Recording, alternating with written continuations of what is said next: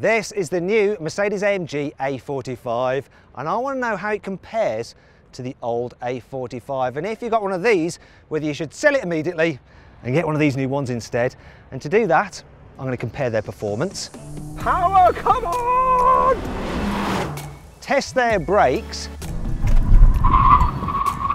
See what they're like to drive. Yeah, mum. Critique their designs. Starting to look a bit old-fashioned, isn't it? Inspect their cabins. Hello, I'm the new A45. And of course, poke them with a stick. Have I scratched it?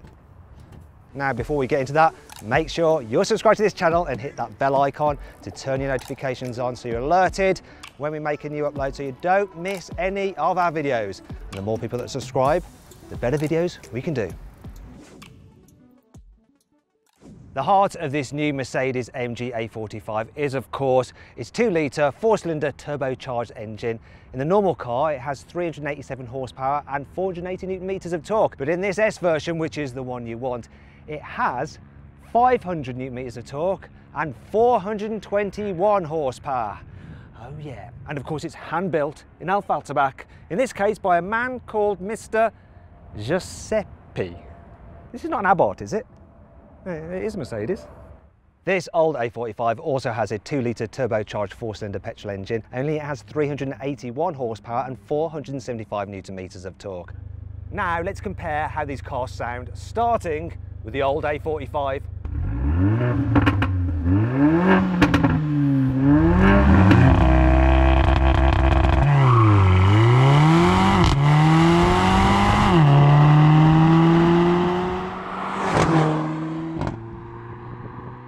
Now, let's listen to the new car.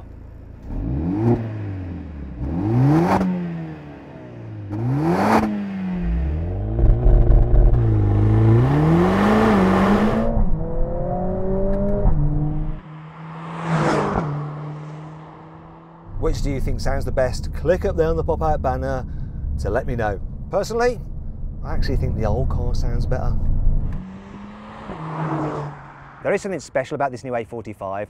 The S version has a rear limited slip differential, so the 4-wheel drive system can send 50% of the engine's power to the back, and then that differential can then send 100% of that available power to either of the rear wheels, and it can actually juggle the amount of power to improve cornering, and it can overspeed the outer wheel to get the car turning in faster, and it can even make it drift.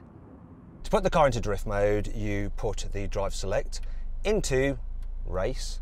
You then press and hold the stability control button to turn the stability off. You then put the gearbox into manual mode, and then you pull up both pedals, confirm that you want to go into drift mode by pressing the up button. Drift mode is active. Let's do it.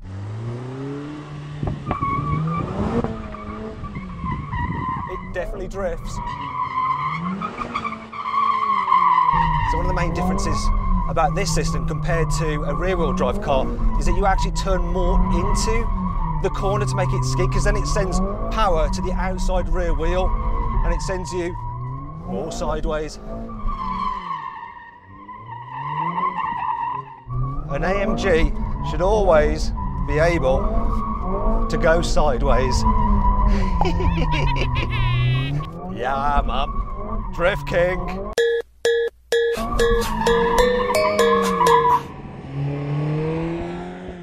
Okay, so this old A45 may not have drift mode, but it does have launch control through its 7-speed dual clutch automatic gearbox. To engage it, I just have to put the car into manual for the gearbox. I then put the ESP stability control into sport. I pull up on both paddles. There we go, it asks me if I want race start, confirm, yes I do.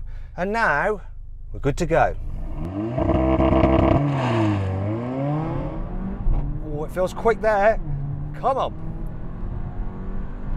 And that's the 60 mile an hour. It did 0 to 60 in 4.8 seconds. So now I'm in the new A45 and it has an 8-speed dual clutch automatic gearbox with launch control.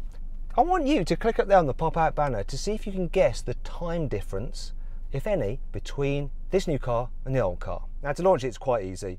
So I just put the car into Sport Plus or race mode, There's no faffing around with the paddles and disclaimers by clicking up. You just left foot on the brake, floor the throttle and go. That feels more aggressive. My gosh, that is noticeably quicker. So much so, so much so, I have lost the ability to speak. According to my arse, that was a lot quicker. What do the numbers say? Bloomin' heck. This car did 0 to 60 in 3.9 seconds. Almost a whole second quicker than the old A45. Now I know what you're thinking, Matt, wouldn't it be nice if you had an RS3 to compare it against? See how quick that is? Well, it just so happens. Okay, so I'm back in the UK in a new Audi RS3 and I'm going to launch it. So to do that, I put it into dynamic mode. I press and hold the stability control button to turn it off for maximum traction. Put the gearbox into drive, make sure it's in sport, left foot on the brake, floor the throttle. Oh yeah, here we go. It's not quite as fast off the line as the Mercedes, but then it really flies. And that is a 60, no problem at all. And it did 0 to 60 in 4.2 seconds. So not quite as quick as the new A45. Speaking of which, let's go back to the video to continue the comparison with the old A45. What I'm going to do now is compare the car's performance when you're driving along. So the idea is that you're in sports mode, the gearbox is in sport, but it's in automatic, cruising along at 80 kilometers an hour, which is about 50 miles an hour. I'm going to count it in and we're going to floor the throttles and see how the gearboxes react and how well the engines pull. 3, 2, 1, go! Kicked down pretty well. And now I'm just dropping him. I can see him not too far away, but that is enough of that. You can see that this car kicked down really nicely and the engine is strong. It builds really well. And you can see the difference. Yeah, got a nice lead there. Having a fast car is all well and good, but you need them to be able to stop well if you're not going to end up dead.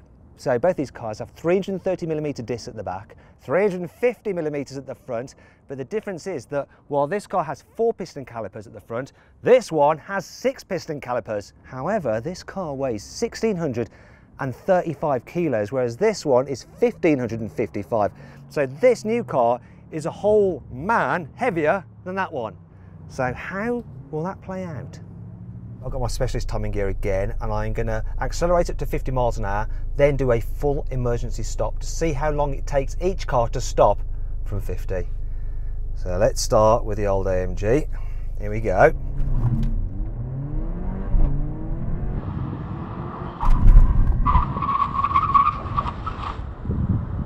That stopped from 50 in 27.1 meters. I've now switched into the new A45 and I'm going to repeat the test, but before I do, click on the pop-out banner up there to vote what you think will happen. Will this car brake in a shorter distance than the old one? Okay, let's find out.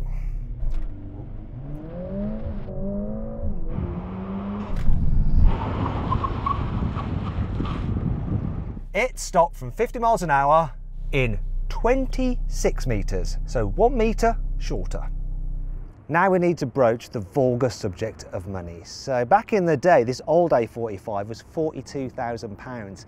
In the UK, we only get the A45 S, and that's going to be about £50,000. Let's talk about these cars' designs. So the new A-Class is a beautiful car, but this AMG version just takes it up a notch. So you've got a proper AMG grille like you don't get on the lesser A35. Deep front splitter as well. It looks really aggressive. Down the side, the S version comes as standard with 19-inch alloy wheels. Of course, it's lower to the ground than the normal A-Class. You've got stiffer suspension as well for improved road holding. It's also got slightly wider front track as well for improved grip. Here at the back, you have a roof spoiler, and if that's not big enough for you, you can get an aerodynamic package, which includes a bigger spoiler, much more noticeable. I like that. What I'm not so keen on is this. Look, We have some fake ventage there, which is unnecessary, but the thing that really offends me is this, look. So you think you've got quad exhaust pipes, but if you look in there, there's only actually one exhaust. This is all just fake.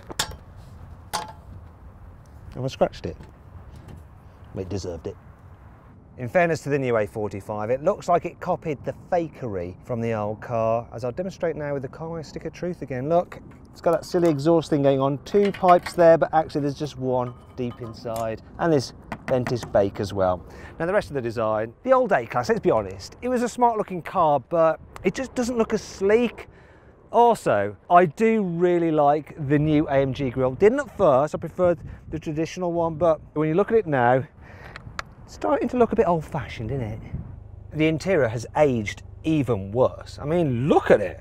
I remember actually quite liking it back in the day, but now I don't know what was wrong with me. Look at all these buttons here and the infotainment system. Look at that and all that bezel. It's an absolute joke. The only thing I do like are classy analog dials for that retro effect. Truth be told though, digital dials are way more useful because you can just show so much more stuff.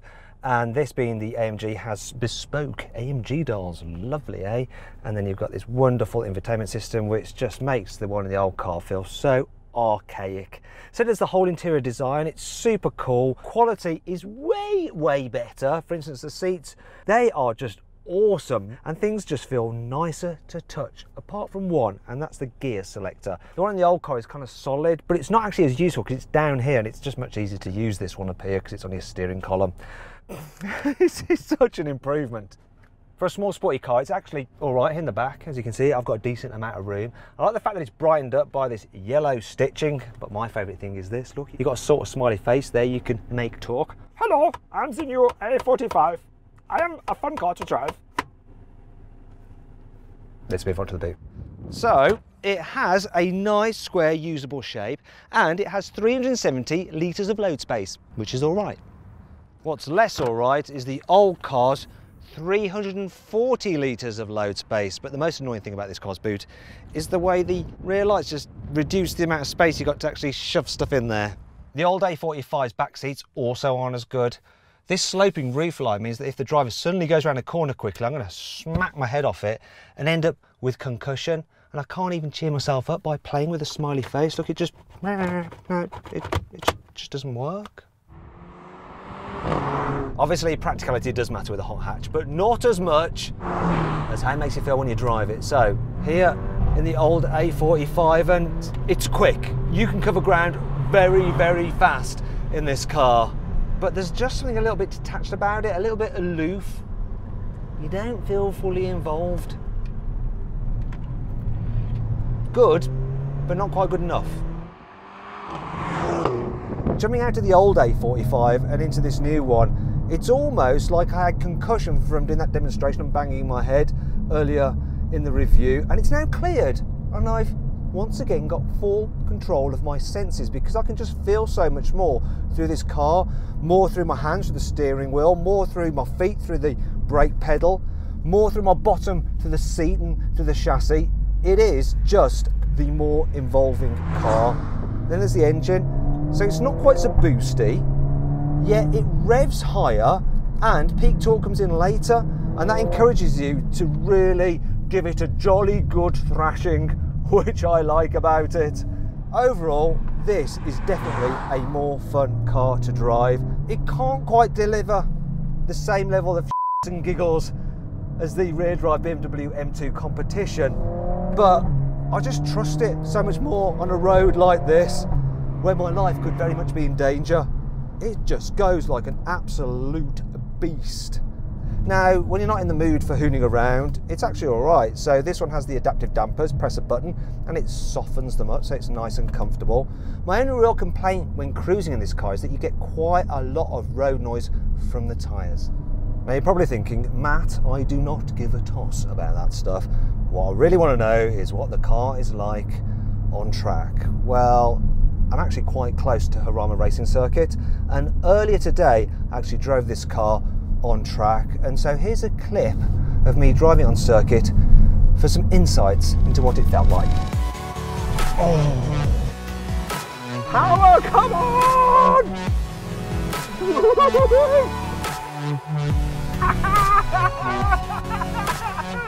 Yes! How was it, Matt? Yeah, it was awesome. Where's lunch anyway? It's over there, yeah? Matt?